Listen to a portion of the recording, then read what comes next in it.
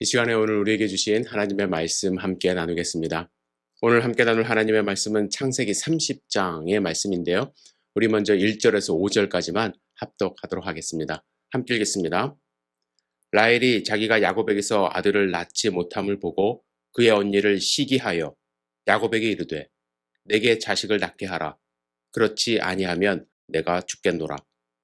야곱이 라헬에게 성을 내어 이르되 그대를 임신하지 못하게 하시는 이는 하나님이시니 내가 하나님을 대신하겠느냐. 라헬이 이르되 내 여종 빌하에게로 들어가라.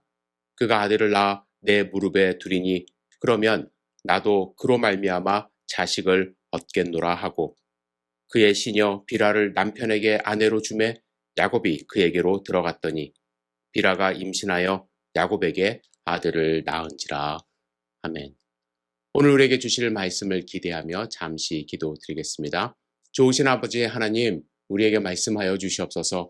창세기 30장의 말씀을 통하여 주님이 주시는 음성을 들을 수 있도록 인도하여 주시옵소서. 우리의 생각과 또 우리의 행동이 오직 주님을 향할 수 있도록 주여 인도하여 주시옵소서. 예수님의 이름으로 기도드렸사옵나이다. 아멘. 야곱은 아버지 이삭의 눈을 속여 에서가 받을 수 있었던 축복을 가로챘습니다. 이에 분노한 에서가 야곱을 죽이겠다고 이제 나서자 형 에서를 피해서 혼자서 1000km가 넘는 길을 여행하여 외삼촌 라반이 있는 밧단 아람으로 가게 됩니다. 혼자 두려운 마음으로 장거리를 여행하여 전혀 알지 못한 곳으로 도착했지만 이제 창세기 30장부터 보면은 어쩌면 인생 역전이 일어나며 이스라엘 민족의 아버지가 되는 그러한 모습을 보여주기 시작을 합니다. 하지만 여기에는 큰 문제가 있습니다. 결과만 놓고 보면 밧단 아람에서 11명의 아들을 얻게 되고요. 또 딸도 얻습니다. 또 4명의 아내를 얻어 큰 부자가 된 모습으로 아버지의 땅으로 돌아오게 되지만 그 과정이 별로 좋지 않다라는 거예요. 오늘 본문을 읽으면요. 30장 전체를 읽어보면 이 12명의 자녀, 11명의 아들과 1명의 딸을 얻는 과정을 우리가 살펴보면 경쟁, 질투, 사랑싸움, 또 집안의 주도권 쟁탈로 얼룩진 삼류 소설과 같다는 생각을 하게 됩니다.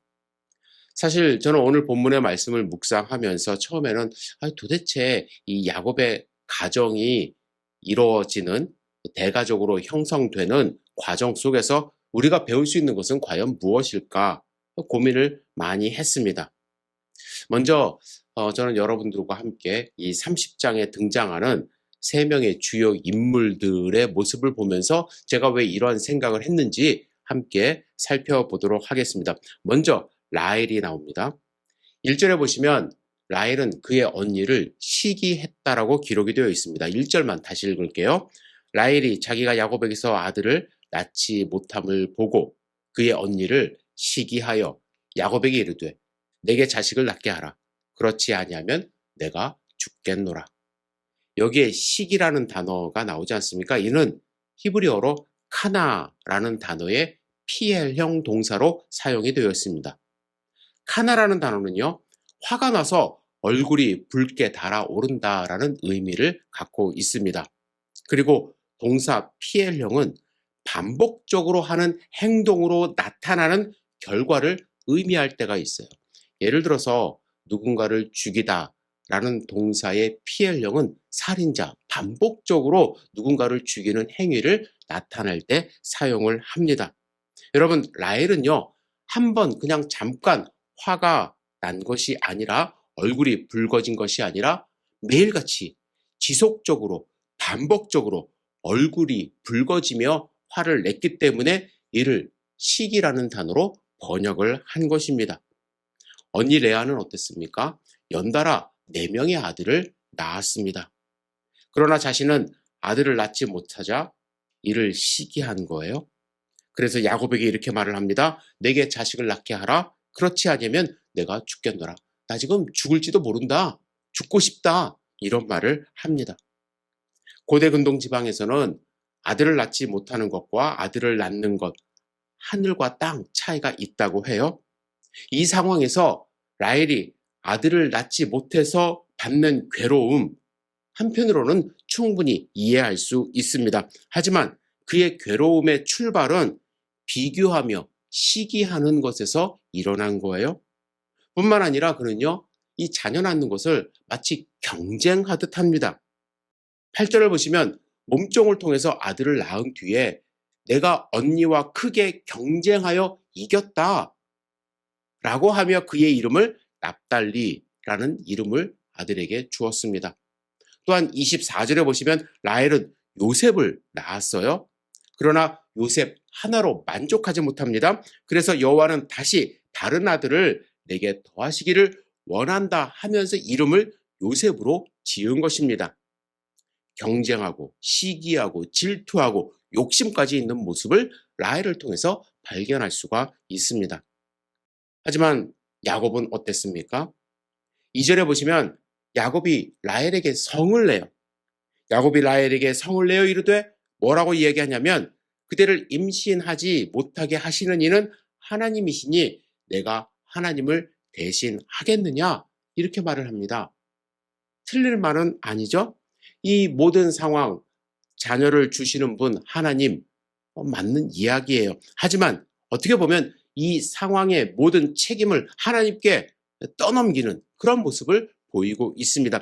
자기는 결백하다라는 거예요. 그런데 여러분 레아가 4명이나 되는 아들을 낳게 되는 원인을 하나님 책임으로만 떠넘길 수 있는 문제가 아니에요. 본인이 원해서 그렇죠? 그렇게 된 것이죠.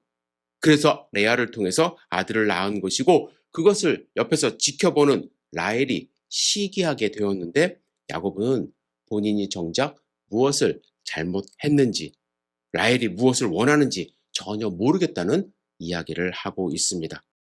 이 둘 사이에서 레아는 어떠한 삶을 살았을까요? 레아는요, 자신이 잡은 이 주도권 놓치지 않으려고 하는 모습이 역력합니다. 시녀를 통해서 계속해서 아들을 낳는 모습을 보여요. 그리고 라헬이 동생이면 아들을 낳지 못하는 이 동생 라헬을 돌볼 수 있어야 할 것 같은데 전혀 그런 모습 보이지 않습니다. 13절에 보시면 레아가 이르되 기쁘도다 모든 딸들이 나를 기쁜 자라 하리로다. 자신의 기쁨을 시기하며 질투하는 라헬 앞에서 그의 기쁨을 감추지 않습니다. 그리고 첫째 아들 루벤이 합한채라는 그 식물이 있어요. 꽃이 있어요. 그것을 들에서 구해갖고 왔는데 그것으로 라헬과 거래를 합니다. 거래를 하면서 야곱의 관심과 사랑을 끝까지 이제 끌어들이려 하는 그런 모습이 30장에 기록이 되어 있습니다. 제가 간략하게 30장에 나오는 세 인물의 모습을 말씀을 드렸습니다. 여러분 이 얘기를 들었을 때 여러분은 어떤 생각이 들으셨는지요? 은혜가 되시나요? 저는 본문에 등장하는 사람들의 모습을 보면서 은혜를 받기보다는 왜 이런 이야기가 성경에 자세하게 기록이 되었을까라는 생각을 하게 되었습니다. 이런 생각을 세상 사람들도 하지 않습니까? 그래서 과거에 제가 뉴스를 본 적이 있는데 홍콩에서는요, 학부모들이 대대적으로 성경을 외설서로 취급해야 한다. 그래서 청소년 유해서로 분류하여 독서 금지 조치를 해야 한다는 서명운동을 시작을 했다라는 뉴스를 들었어요. 왜냐하면 청소년들에게 극히 유해한 용어 그리고 장면들이 많이 나와 있기 때문이라는 것이죠. 그렇다면 우리는 생각을 해봐야 돼요. 하나님의 말씀인 이 성경, 우리 생각에는 이 모범적인 사람들만 소개하고 아름다운 이야기만 남기고 우리가 암송해야 할 만한 하나님의 말씀으로 가득해도 부족할 것 같은데 특히 왜 오늘과 같은 본문의 말씀이 있어서 우리로 갸우뚱하게 할까? 왜 이게 하나님의 말씀 안에 이런 내용들이 기록되어야만 할까? 그렇죠? 저도 때로는 성경을 읽으면 오늘 본문도 좀 그런 내용이 있지만 개인적으로 아이들이 이 부분은 좀 읽지 않았으면 하는 내용이 있는 것도 많이 있습니다. 사사기에 나오는 이야기들 또 여호수아서에 보시면 가나안 사람들을 이제 진멸하는 과정의 이야기들, 좀 잔인한 그런 내용도 있어요. 그리고 성경을 읽다 보면 제대로 해석하지 않으면 우리가 오해할 만한 내용들도 상당히 있는 것 저도 인정합니다. 하지만 우리가 분명히 알아야 할 것은 하나님이 주신 책이 성경이기 때문에 하나님이 우리에게 주신 목적을 알고 읽어야 합니다. 이 목적을 알아야 이 본문의 말씀이 우리에게 그런 의미가 있구나라는 것을 발견할 수가 있다라는 거예요. 목적에는 여러 가지 있을 수 있지만 두 가지만 말씀을 드릴게요. 첫째, 인간이 어떤 존재인가를 알려주시고자 하는 목적이 있어요. 그래서 성경이 인간의 모습을 적나라하게 다 기록하고 있습니다. 때로는 잔인하게, 때로는 외설적으로 느껴질 수가 있지만 분명한 사실은 그 모습들이 우리 인간의 내면이 담고 있는 죄의 결과들이라는 거예요. 그래서 성경을 통하여 하나님은 우리가 내 자신을 알라, 너를 좀 돌아보라, 우리는 이런 죄성을 가진 사람들이라는 것을 발견하기를 원하셨기 때문에 가감없이 기록을 하셨고 지금까지 우리에게 이것을 성경을 하나님의 말씀으로 전해주고 계십니다. 뿐만 아니라 성경은 인간을 알려주시는 그 목적 외에 분명한 것은 그러한 인간들을 어떻게 인도하시는지에 대한 말씀으로 하나님은 어떤 분인가라는 것을 말씀하십니다. 그래서 여러분, 우리가 성경을 읽고 묵상할 때 두 가지를 동시에 발견할 수 있어야 해요. 나는 어떠한 존재인가? 그리고 뿐만 아니라 나 같은 사람을 하나님은 어떻게 기다리시고 어떻게 사랑하시고 어떻게 준비시키시는가, 우리를 어떻게 만들고 계시는가를 발견할 수 있어야 돼요. 성경은 나를 발견하게 하실 뿐만 아니라 하나님은 어떤 분인가에 대한 말씀을 주십니다. 저는 오늘 본문 말씀을 통해서 여러분과 우리가 어떤 사람인지를 좀 분명하게 발견할 수 있기를 원합니다. 그래서 본문을 묵상하며 레리 크랩이 지은 세상에서 가장 안전한 곳이라는 책이 떠올랐어요. 그는 이 책에서 사람에게는 두 마음이 존재한다고 이야기를 합니다. 하나는 다락방이고 하나는 지하실이라는 거예요. 그런데 사람의 경향성은 자꾸 이 지하실로 들어가고 싶어 한다는 거죠. 그가 말하는 지하실은 어떤 곳이냐면 혼자 있고 싶어 하는 곳.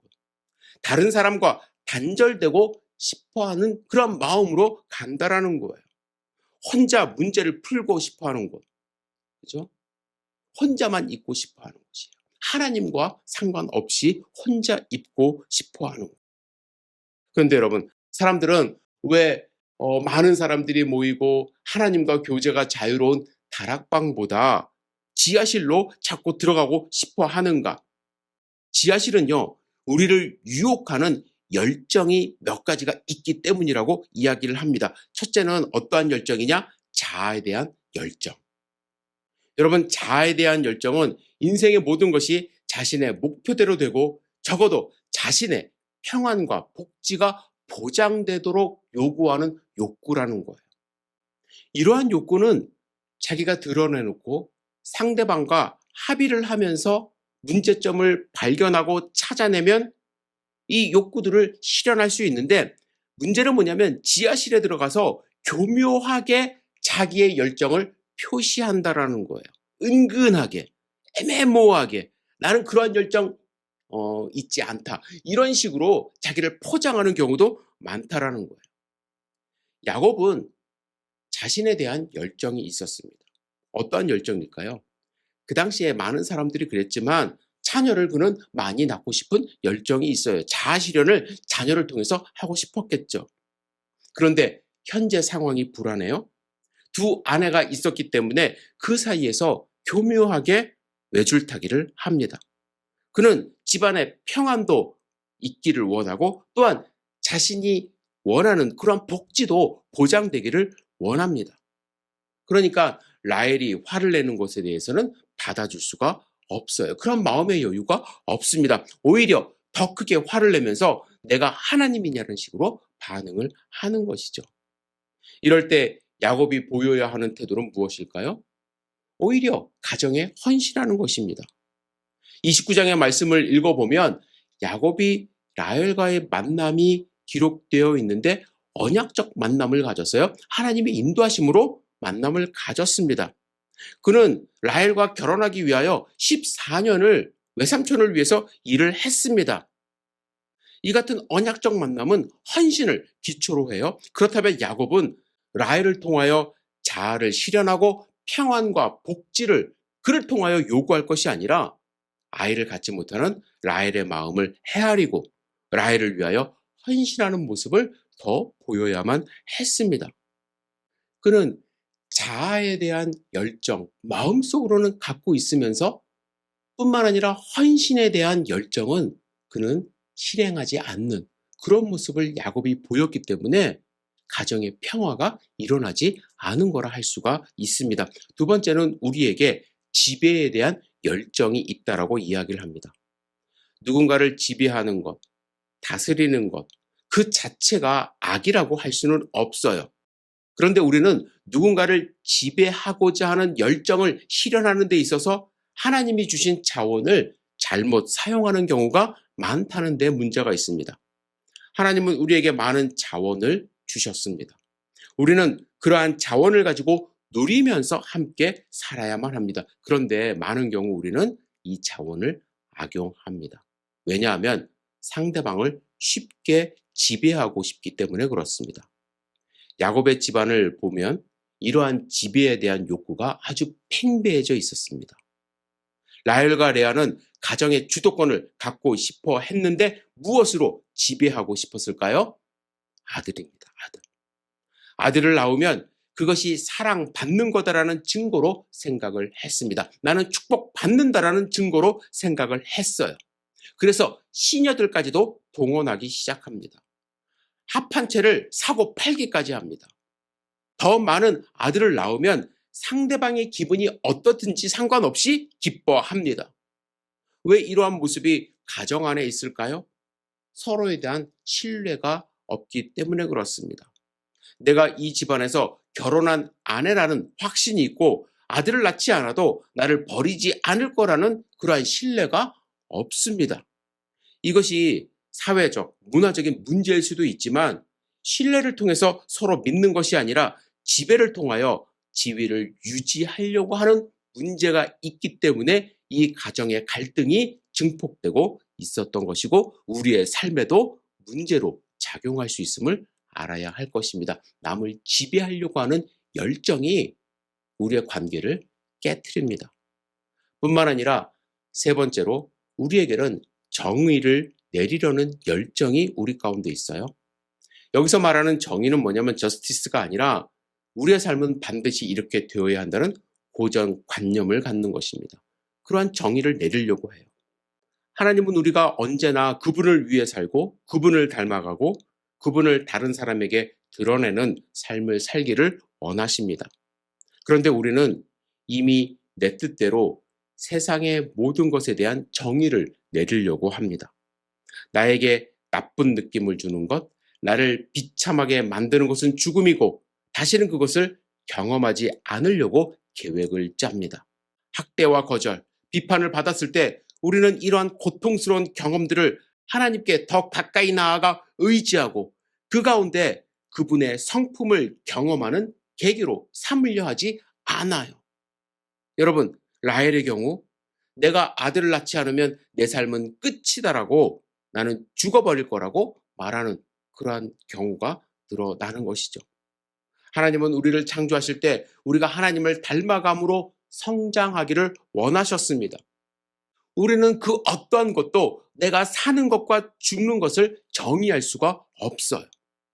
우리는 고통이 있을 때에도 하나님의 뜻을 알아가고 예수 그리스도를 닮아가야 합니다. 그러나 성장을 잃어버리고 정이 내려진 틀 속에 갇혀버린 삶을 살 때가 많이 있습니다.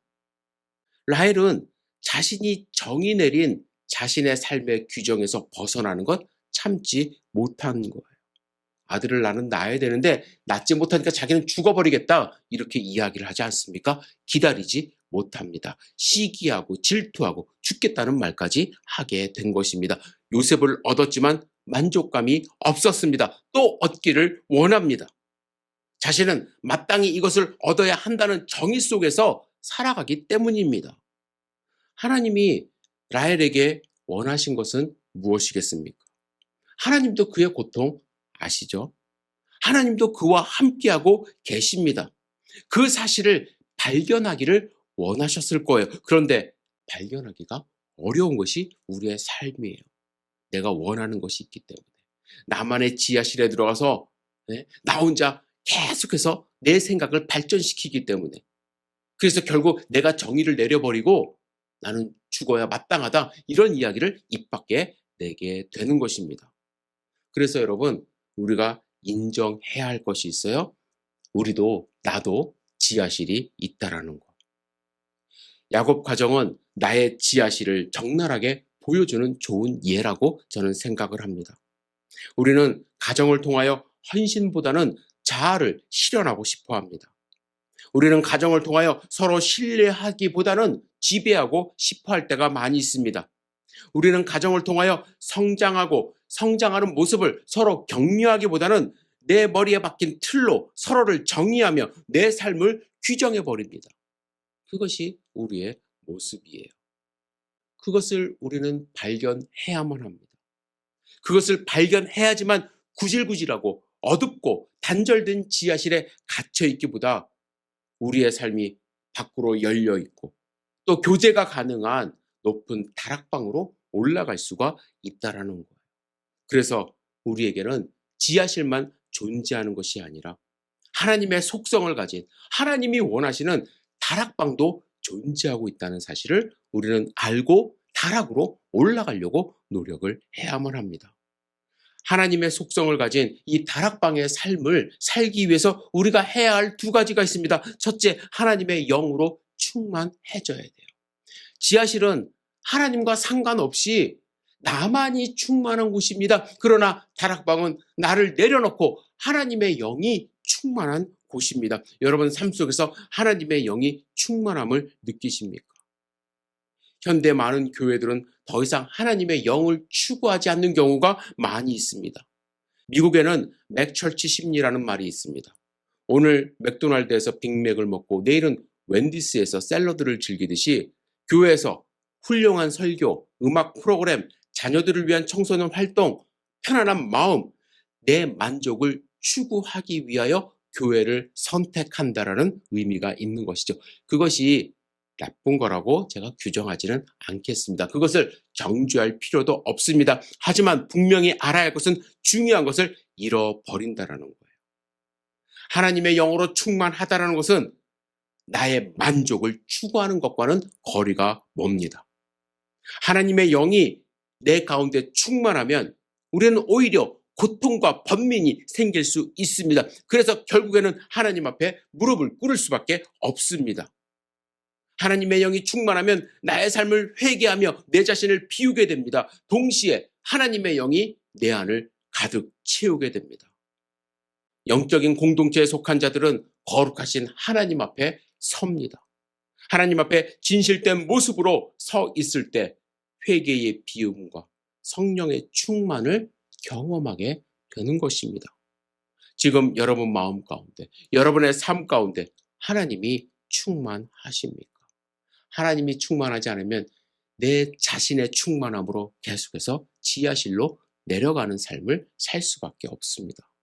두 번째, 우리에게 필요한 삶은 하나님의 충만함이 있다면 서로 열리는 삶을 살아야 합니다. 지하실은 서로 닫히는 삶이에요. 그러나 하나님이 함께하는 다락방은 서로 열리는 삶이에요. 만약 우리가 하나님이 충만하면 우리는 서로 열리게 되어 있습니다. 한 소녀가 꽃을 유심히 바라봅니다. 꽃이 봉우리를 열고 피어나는 것을 보고 자기 힘으로 피워보려고 옆에 있는 꽃봉우리를 열어봅니다. 그러나 꽃은 피지 않고 떨어질 뿐이었습니다. 그래서 엄마에게 묻습니다. 엄마, 하나님이 꽃을 피우시면 이렇게 예쁘게 꽃이 피는데 내가 하려고 하면 왜 꽃잎이 떨어지지? 엄마는 마땅히 할 말이 없었습니다. 그런데 소녀가 큰 소리로 말합니다. 알았다. 하나님은 안쪽에서부터 여신이니까 그렇구나.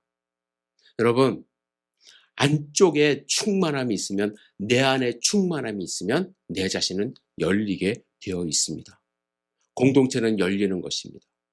그건 내 힘으로 하는 것이 아닙니다. 하나님의 충만함으로 때가 되면 변화를 받아 꽃이 열리듯이 서로를 향해 열리는 것입니다. 내 마음을 열고, 내 상황을 열고, 내 아픔을 열고 서로를 바라보게 됩니다.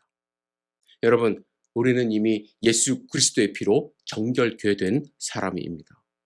과거 아담은 하나님으로부터 죄로 인해 멀어졌지만, 우리는 두 번째 아담 예수님 때문에 하나님께 나아갈 수 있는 존재가 되었습니다. 우리는 새로운 정체성을 가진 사람들입니다. 우리는 여전히 내 안에 지하실이라는 그 침침한 것이 존재하는 죄의 속성이 있지만, 이제는 더 이상 죄인이 아니에요. 거기서 갇혀서 살 필요가 없다라는 것입니다. 우리는 의인의 정체성을 가지고 있습니다. 따라서 우리는 새로운 성향을 가지고 다락방에 올라가 거룩한 하나님과 교제하며 살아갈 수 있는, 우리는 하나님의 백성들입니다. 여러분, 지하실에서 나오시기를 부탁을 드립니다.